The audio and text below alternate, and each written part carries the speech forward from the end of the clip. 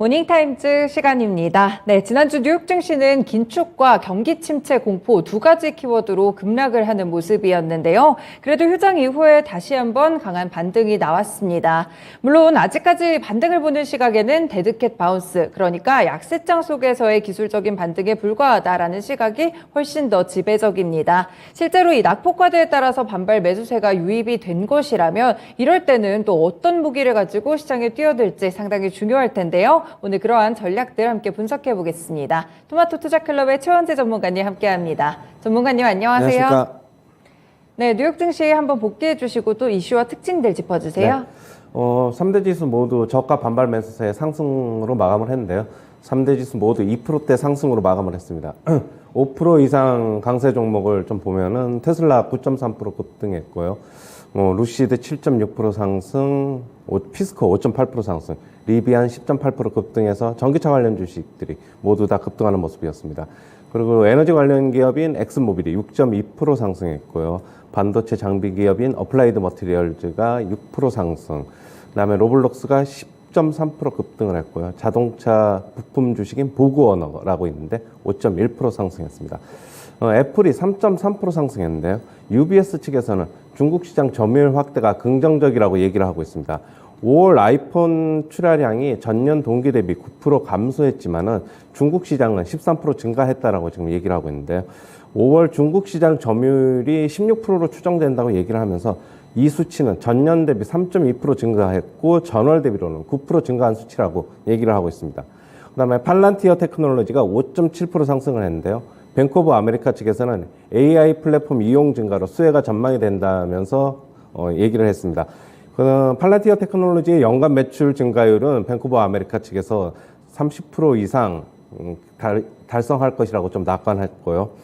그리고 리치먼드 연은 총재는 7월에 50에서 75bp 금리 인상이 합리적이라고 지금 얘기를 했습니다. 그리고 골드만삭스 측에서는 1년 내 미국 경제 침체 확률이 30%라고 얘기를 했는데요. 종전에 15%에서 30%로 상향 조정했습니다. 결국에는 고인플레와 연준의 강력한 통화정 긴축이 배경이다라고 얘기를 하고 있는데요. 24년으로 기간을 확대할 경우에는 48%로 예측을 했습니다. 기존의 전망치는 35%였습니다. 그러나 이제 골드만삭스 측에서는 경기 침체 현실화에도 강도는 약할 것이다라고 얘기를 하고 있는데요. 그리고 미국 경제 GDP 성장률을 올 4분기를 종전에 1.3%에서 0.9%로 하향 조정을 했고요. 23년, 내년이죠. 내년 같은 경우에는 1.6%에서 1.4%로 하향 조정을 했습니다. 그다음에 도이치뱅크 측에서는 미국과 유럽의 경기 침체 위험이 크다라고 얘기를 했는데요. 결국엔 통화 긴축으로 경기 침체 위험이 커지고 있다라고 얘기를 하고 있습니다. 정책 결정자들은 경기 침체 가져올 것이라는 점을 인식하고 정책 구성을 하고 있다라고 얘기를 하고 있고요. 이 EU 같은 경우에는 러시아산 에너지 공급 감축하는 과정에서 심각한 타격을 입을 것이다라고 얘기를 하고 있습니다. 미국보다 EU의 경기 침체 가능성이 더 크다라고 얘기를 하고 있고요.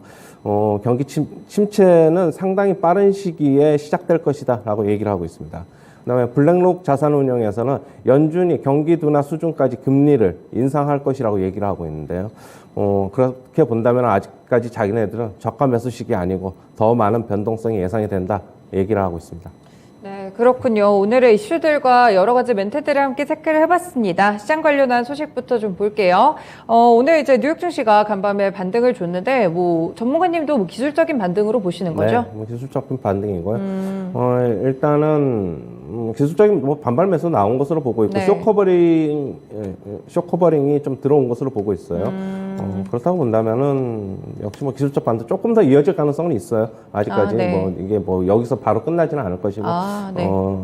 개인적으로 본다면은 11,400 정도까지는 나스닥 기준으로는 조금 상승할 가능성이 있다. 그렇게 보고 있습니다. 이렇게 그럼 상승이 살짝 나와줬을 때는 기존에 갖고 있는 것들 좀 손실 정리해 가면서 좀 현금 챙겨가는 전략이 필요하겠죠? 만약에 미국 주식 같은 게 신규 매수하신 분들 같은 경우에는 수익 나면은 조금 아직 기술적 반등 더 남아 있으니까 좀 아직 정리하는 시간은 조금 더 있어도 될 것 같고요. 네. 만약 이번 반등으로 인해서 어느 정도 손실, 그냥 본전 가까이 온 주식들은 어느 정도 물량 정리가 좀 필요할 것으로 보고 있습니다. 네, 이 기회를 좀 잘 활용하시는 전략이 필요하겠네요. 일단 리치먼드 연은 총재에 보면 이제 7월에 50에서 75bp 금리 인상을 좀 합리적으로 보고 있는데 7월에는 어떻게 연준이 좀 빅스텝을 할까요? 자이언트 스텝을 할까요? 뭐 계속 말씀드리는데 CPI에 영향 받을 것으로 보고 있고요. 아직 뭐 6월 CPI 7월 달에 이제 나올 네. 거니까 그걸 보고 결정할 것이라고 보고 있습니다. 그렇군요. 6월에 나오는, 아니 7월에 나오는 이제 다음 달에 이번 달에 CPI가 나오게 되는데 이 부분을 체크를 해보시면 좋으실 것 같고 일단 그럼 시장이 7월에 만약에 자이언트 스텝을 한다고 했을 때 시장이 그 부분을 아직까지 그럼 반영하지는 못한 거죠. 그렇죠. 뭐 아직까지 그거는 뭐 지금 반영하는 과정으로 보고 있고요. 일단 어느 정도는 지금 시장이 지금 저가 메리트가 있다고 보고 지금 반발 매수가 들어오고 있는데 어느 정도 상승하면은 또 다시 뭐 공매도 또 나올 것으로 보고 있고 차익 실현 물량 같이 나올 것으로 보고 있어요. 네, 그렇군요. 그리고 이제 경기 침체 관련해서도 뭐 골드만삭스 측도 그렇고 도이치뱅크 쪽도 그렇고 이렇게 IB들의 멘트들이 좀 나오고 있는데 성장률 전망치까지도 상당히 많이 낮췄더라고요. 경기 침체가 좀 빠른 속도로 가는 것 같아요. 뭐 성장률 전망치야 뭐 높일 때는 계속적으로 높이는 거고, 네. 낮출 때는 계속적으로 낮추는 과정에 있는 것으로 보고 있고요. 침체보다는 네. 결국에는 뭐 침체로 가는 것은 맞는데, 물가가 안 꺾이면 스태그플레이션이다라고 뭐 계속적으로 말씀을 네. 제가 드리고 있는데, 스태그플레이션이 뭐 현실화되는 게 아닌가 개인적으로는 그렇게 보고 있어요. 아, 그렇군요. 스태그플레이션 그러면 언제쯤 좀 현실화가 확실하게 좀 될 거라고 보세요? 내년 정도 예상하시나요?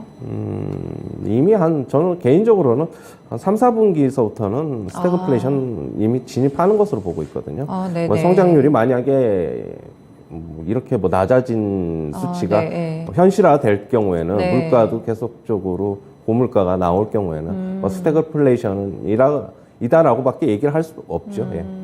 그럼 전문가님 생각에는 이 주식시장이 더 하방이 더 크게 열려 있다고 보시는 거세요?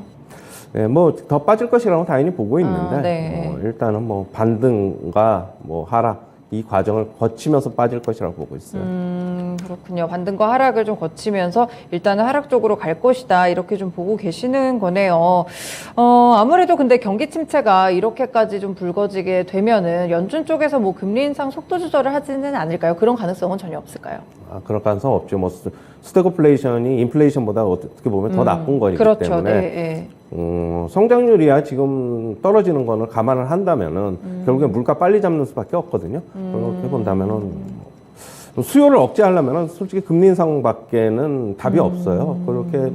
그래서 결국에는 연준도 뭐 속도를 늦춘다기보다는 네. 빠른 시기에 물가를 잡는 거를 더 우선으로 두는 것이 아닌가 그렇게 보고 있어요.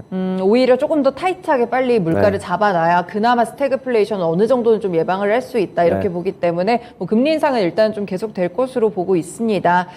그리고 유가 같은 경우에도 좀 면밀히 봐야 될 것 같은데 인플레이션 신호로 이제 급락했다가 110달러 선으로 내려온 상태에서 오늘 살짝 반등이 또 일어났거든요. 네. 뭐 어떻게 110달러 선 정도까지 내려온 건 그래도 약간 꺾였다 이런 신호로 보시나요? 아니면 더 다시 120달러 선 상방으로 올라갈까요?